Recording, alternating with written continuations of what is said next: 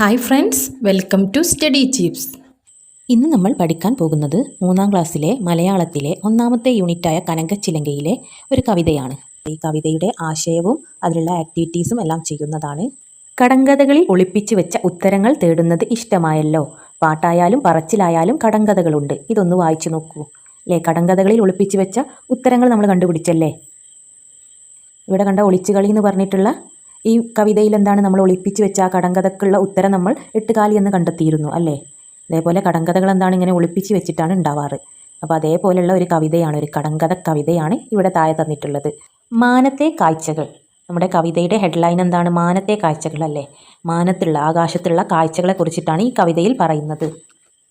നീലക്കായലിലിളകും തിരയിൽ നീരില്ല നിലയില്ല, നീരു ചേരാ കായലിലേതൻ ഇത്തിരി പൂവേ ഇത്തിരി പൂവേ, തീരമില്ല കായലകലെ കാണുമാകാശം കാണുമാകാശം. എന്തെങ്കിലും മനസ്സിലായോ നിങ്ങൾക്ക് കവിത വായിച്ചിട്ട്? ഇതിപ്പോൾ മലയാളത്തിൻ്റെ അർത്ഥവും ഇംഗ്ലീഷ് പോലെ പഠിക്കേണ്ട അവസ്ഥയാണല്ലേ. അപ്പോൾ എന്താണ് കവിത എന്ന് പറഞ്ഞാൽ ഇങ്ങനെയാണ്. അവരെന്താണ് ഓരോ കാര്യത്തിനോടും വർണ്ണിച്ചിട്ടല്ലേ, ഉപമിച്ചിട്ടാണ് കവിത എഴുതാറ്.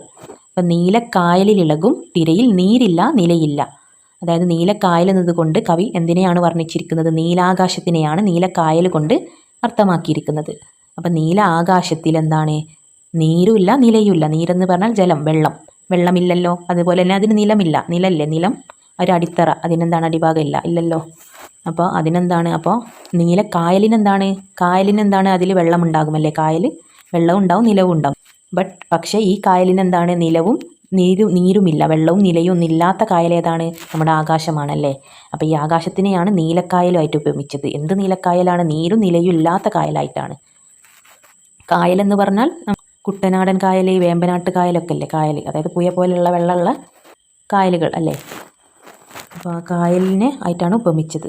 നീരും നിലയും വെള്ളവും നിലമൊന്നും ഇല്ലാത്ത കായലായിട്ടാണ് ഉപമിച്ചത്. നീരു ചേരാ കായലിലേതൻ ഇത്തിരി പൂവേ ഇത്തിരി പൂവേ. അപ്പോൾ ഇത്തിരി പൂവിനോട് ചോദിക്കുകയാണ് ഈ നീരില്ലാത്ത, അതായത് വെള്ളമില്ലാത്ത ഈ കായൽ ഏതാണെന്ന് ചോദിക്കുകയാണ്. തീരമില്ല കായലകലെ കാണുമാകാശം കാണുമാകാശം. അപ്പം എന്താണ് ഉത്തരം പറയുന്നത്? അല്ലേ, അത് ആകാശമാണല്ലേ. ഒരു അനന്തമായിട്ട് ഇങ്ങനെ നീണ്ടു നിൽക്കുന്ന നമ്മുടെ ആകാശമാണല്ലേ ആകാശം. ആകാശത്തിനെയാണ് കവി എന്താണ് കായലിനോട് ഉപമിച്ചത്. നീലക്കായലിലിളകും വഞ്ചിയിലാളില്ല തുയയില്ല, കാറ്റിലുലയും തോണിയേതൻ സിന്ദൂരപ്പൂവേ സിന്ദൂരപ്പൂവേ, വാനിലെ പൊൻതോണിയല്ലി ചന്ദ്രക്കല രൂപം ചന്ദ്രക്കല രൂപം. നീലക്കായലിലിളകും വഞ്ചിയിലാളില്ല തുയയില്ല.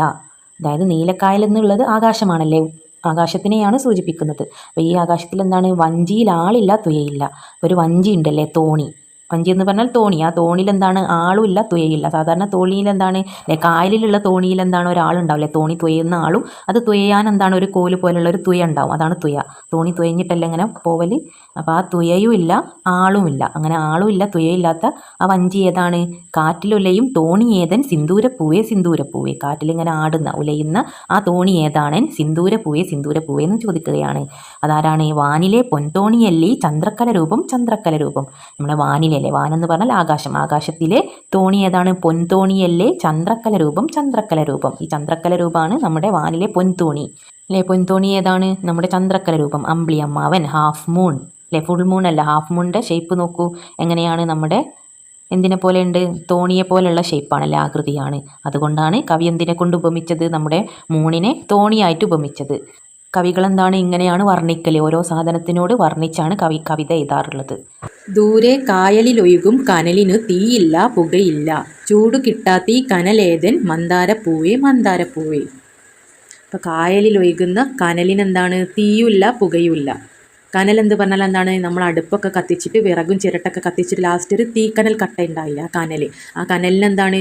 തീയും ഉണ്ടാകും, അതിന് പുകയുണ്ടാകും, അതെന്താണ്? ചൂടുണ്ടാകും അല്ലേ നമ്മൾ തൊട്ടാൽ. ബട്ട് ഈ കനലിനെന്താണ്? തീയുമില്ല പുകയുമില്ല ചൂടുമില്ല. അങ്ങനത്തെ കനൽ ഏതാണ് അല്ലേ? നമ്മളെ കായലിലുള്ള കനൽ ഏതാണ്? മന്ദാരപ്പൂവേ മന്ദാരപ്പൂവേ എന്ന് ചോദിക്കുകയാണ്. കായൽ എന്ന് പറഞ്ഞാൽ നമ്മൾ ആകാശമാണെന്ന് പറഞ്ഞു അല്ലേ. അപ്പോൾ ആകാശത്തിലെ കനൽ ഏതാണ്?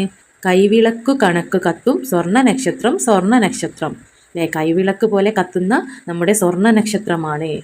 നക്ഷത്രത്തെയാണ് അല്ലേ കനലിനോട് ഉപമിച്ചത്. നമ്മുടെ നക്ഷത്രം എന്താണ്? ആകാശത്തിലെ കനലാണ്. എങ്ങനെയുള്ള കനലാണ്? തീയുമില്ല പുകയുമില്ല ചൂടുമില്ല. അപ്പോൾ പ്രഭാവർമ്മയുടെ ഒരു കവിതയാണല്ലേ ഇത്. ഇതിലെന്താണ്? കടങ്കഥയുമുണ്ട്, അതിനുള്ള ഉത്തരവുമുണ്ട്. അപ്പോൾ എന്താണ് ആദ്യത്തെ പാരഗ്രാഫിൽ? നമ്മുടെ ആകാശത്തെ എന്തിനോടാണ് ഉപമിച്ചത്? അല്ലേ, നീലക്കായലിനോടാണ്.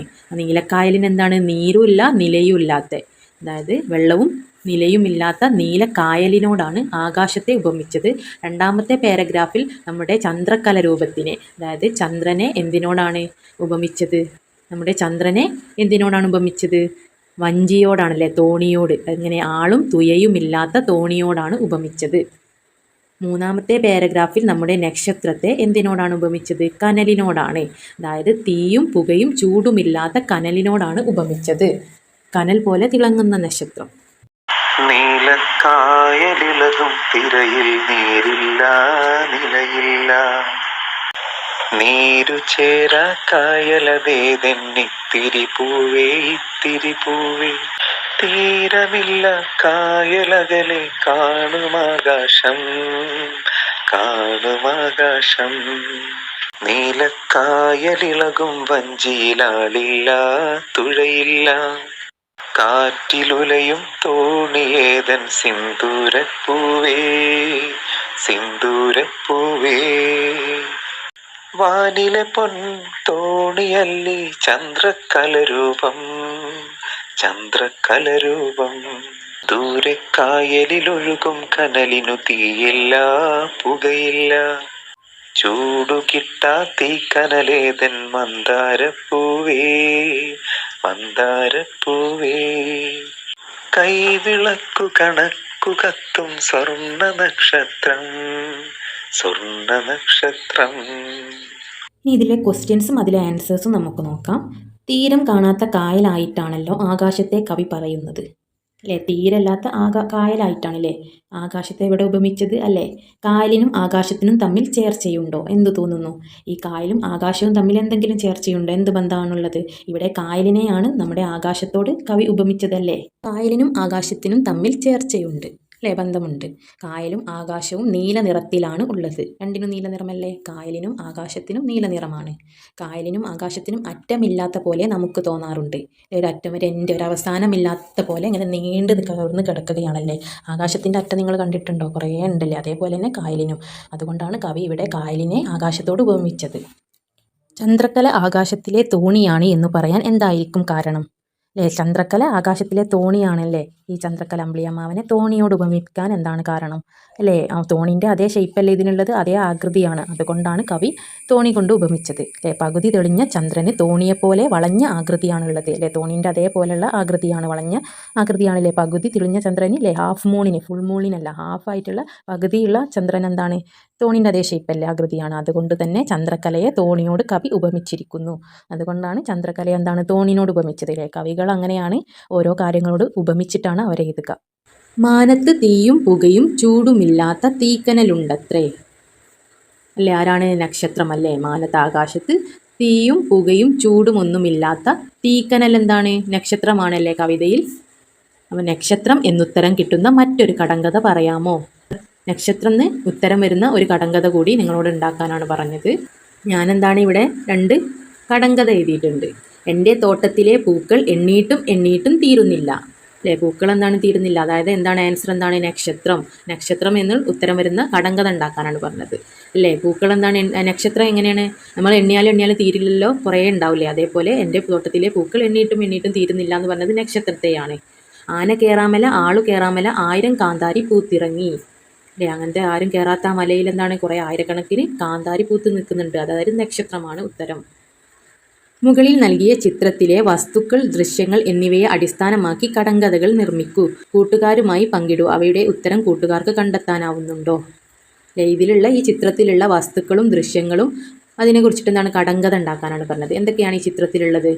പശുവുണ്ട്, തെങ്ങുണ്ട്, മരങ്ങളുണ്ട്, വീടുണ്ട്, കാറുണ്ട്, ഓട്ടോറിക്ഷ ഉണ്ട്, ലോറി ഉണ്ട്, തീവണ്ടി ഉണ്ട്, വെള്ളമുണ്ട്. അല്ലേ, എന്തൊക്കെയുണ്ട്?